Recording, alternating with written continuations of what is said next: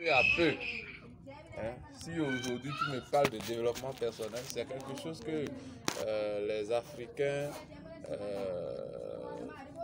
c'est quelque chose vers laquelle les Africains ne vont pas comme ça. Mais aujourd'hui, il y a plusieurs qui ont compris que l'école seule ne suffit pas. J'ai déjà un boulot seul, ça ne suffit pas. Il faut développer des compétences, il faut se développer personnellement. Et aujourd'hui, plusieurs sont des Africains qui sont devenus des leaders, des coachs dans ce domaine-là et qui aident leurs frères. Vous allez m'excuser. Oui. En fait, c'est en même temps une interview. Ah, je suis un homme de public, j'ai une chaîne. Okay. Je partage avec les amis tout ce que je trouve. Ah, là, je peux vous questionner en même temps sur certains points. Donc, vous avez dit la plupart des Africains ne vont pas, malheureusement, dans ce domaine-là. J'aimerais savoir pourquoi. Pourquoi c'est comme ça, selon vous? Bon. D'après votre observation personnelle. Bon, pourquoi les Africains ne s'intéressent pas trop au développement personnel? Je dirais que c'est nourri depuis l'école. Je crois que l'école française, enfin le système français qu'on nous a apporté, dans lequel on nous a moulé, eh bien ce système-là n'a pas préparé ceux qui l'ont fréquenté de pouvoir facilement s'exposer à des choses comme ça. C'est quelque chose qui a été formé en eux. Parce que le système a été mis en place pas pour former des gens qui vont se développer. C'est pas ça l'objectif. Le système a été mis en place pour former des subalternes, pour former des serviteurs et non des patrons. C'est pourquoi, quel que soit le cursus que tu fais dans le système-là, tu finis, tu dois attendre que quelqu'un te donne du travail. C'est comme ça. Vous avez fait l'histoire-géographie, si quelqu'un ne vous donne pas le travail, vous serez là. Vous avez fait l'anglais, vous avez fait les lettres modèles, vous avez fait le français. Si quelqu'un ne vous dit pas, ok, voilà, venez ici. Donc, il n'y a pas la créativité. Le système a limité la créativité. Le système n'a pas fait la promotion du développement personnel. Donc, il n'y avait rien de tout ça. Et le système a aussi occupé du matin jusqu'au soir pour éviter, pour empêcher de penser à d'autres horizons. De voir, de lever la tête et de pouvoir se concentrer sur d'autres choses. On vous occupe. Tout le temps, on vous occupe. Vous êtes à l'école, on vous occupe. Le système est tel que vous êtes à l'école du matin jusqu'au soir. Même les mercredis soirs, vous êtes à l'école. Si vous êtes candidat. Les vendredis, vous êtes à l'école. Les samedis même. Vous allez dans les grandes villes, les gens sont à l'école même les dimanches. Vous allez m'excuser. Par exemple, tout récemment, j'ai été au Niger. Oui. J'ai aussi marché. Ce qui m'a plu dans ce pays, là-bas, j'ai constaté que la plupart, en tout cas la plupart des apprenants, lorsqu'ils vont à l'école, le matin, déjà à 7h ou 8h, ils reviennent à 13h, c'est fini. C'est fini. Ça, c'est le système anglophone. Demain. Et là, les parents essayent d'envoyer chacun peut-être vers une autre activité. Ça peut être divertissement, je ne sais pas. En tout cas, ils essayent de lancer un peu les enfants, disons, dans la vie, je ne sais pas. Non, en fait, ça là, c'est le système anglophone. C'est-à-dire que vous allez à l'école du matin jusque dans l'après-midi. Et le soir, vous êtes libre d'aller faire une formation pratique. Vous pouvez être dans les centres de coiffure, menuiserie, maçonnerie. Vous pouvez apprendre d'autres choses. C'est pourquoi un Ibo ne chôme pas.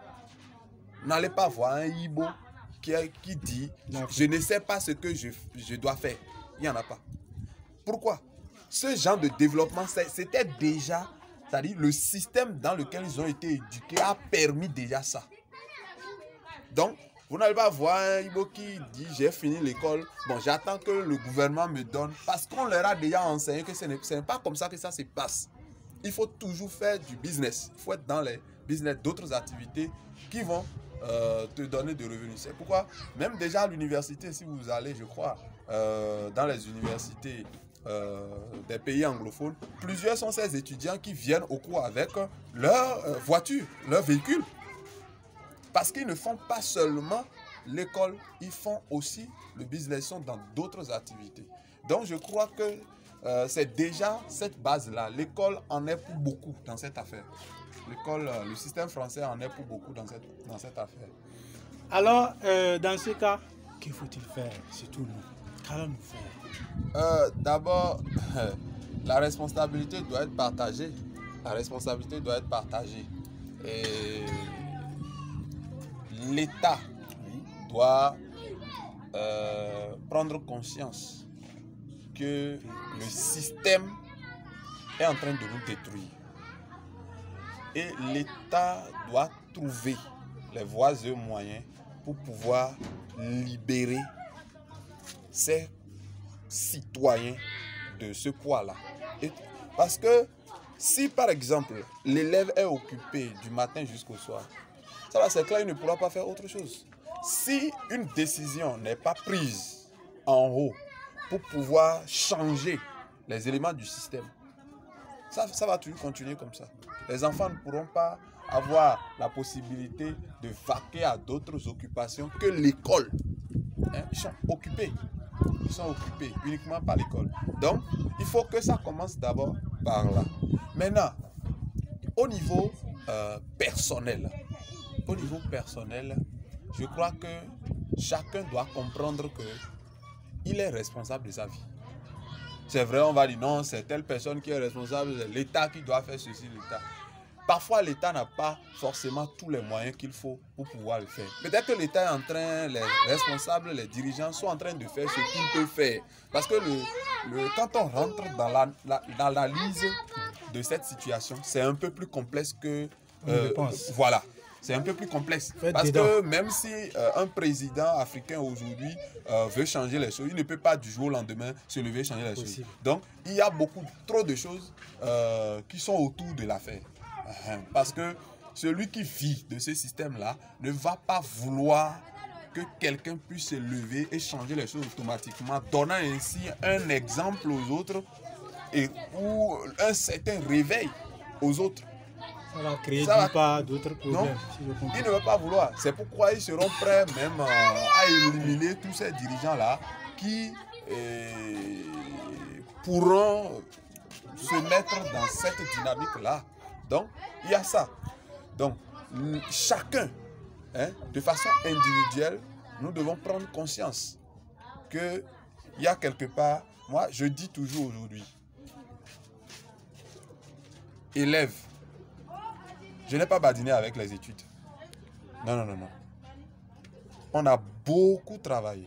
Beaucoup travaillé. Dans la nuit, on était là, fouiller les livres, lire, étudier, étudier, étudier. C'est bon. C'est bon. C'est ça qui m'a amené aujourd'hui là où je suis. Et je pense que ça a payé. Je pense que mes amis vont le constater déjà. Même si ils n'arrivent pas à vous voir, ils entendent quand même ce que vous dites. Donc ça suffit. Mais je me dis, si tout le temps que j'ai passé à l'école là, si, parce que avoir tout le sérieux qu'on a mis dans l'école, si on nous avait permis de faire quelque chose de pratique avec ce sérieux là, on ne serait pas ici aujourd'hui. On ne serait pas ici aujourd'hui. Mais je remercie Dieu parce qu'il y a quand même eu à un moment donné ce réveil. Il y a quand même eu cette compréhension des choses qui a fait qu'aujourd'hui, on essaie de marcher en fonction des connaissances que nous avons de la situation dans laquelle nous sommes. Et on ne marche plus comme des ignorants. Donc, il y a un processus de, comment peut-on dire ça, de désinstallation des logiciels qui devraient permettre de rendre subalterne à tout moment là. À ce niveau, ce processus-là. J'ai envie de vous arrêter parce que à chaque fois, je l'ai dit, lorsque nous prenons l'être humain, c'est un programme. Et lorsqu'on parle d'un programme fonctionne à base des logiciels. Lorsqu'il va dans la technologie, je vous ai dit, l'être humain, c'est comme un ordinateur sur vous. Et que nous savons très bien, pour que l'ordinateur fonctionne correctement, il faut des logiciels. Et là, vous voyez, je pense que je vais présenter le monsieur après. Parce que j'ai vraiment pensé à lui. Et c'est pourquoi j'ai décidé disons, de l'envoyer quelques questions. Donc, suivez avec nous. Je pense qu'on tend vers quelque chose d'important. Donc, il faut continuer. Donc, comme je le disais tout à l'heure, dans ce processus de désinstallation qui est en cours va permettre de nettoyer un peu le système. Restauration. D'accord? Ça va permettre de nettoyer le système. Et après ce nettoyage maintenant, on pourra installer les vrais logiciels qui vont nous permettre de nous développer à travers, bel et bien, le développement personnel, à travers les outils du développement personnel qui est en marche aujourd'hui dans les pays africains. Donc voilà ce que je peux dire par rapport à ça. En un mot, d'après ce que j'ai retenu, je pense que pour que ça aille mieux, il va falloir que le circuit scolaire... Bon, nous sommes au Bénin. Disons, il va falloir que le circuit scolaire béninois change. Il faut que l'État pense à ça. Mais bien avant cela, comme on dit, la vie c'est un choix. D'une part aussi, donc il va falloir que chaque individu en tant que programme pense d'abord à se restaurer, à mettre en cause tout ce qu'il connaissait et installer des nouveaux logiciels et systèmes si vous voulez. En tout cas, installer, c'est-à-dire arrive à un niveau d'état d'esprit donné pour pouvoir appréhender mieux les choses. Donc voilà un peu ce que donne cet entretien. Bon, le monsieur en question, les gars, c'est monsieur Dossou Epiphane. C'est mon professeur de français en terminale D, je pense, l'année 2020, au CEG Kolokondé Bon, pour ceux qui connaissent l'endroit.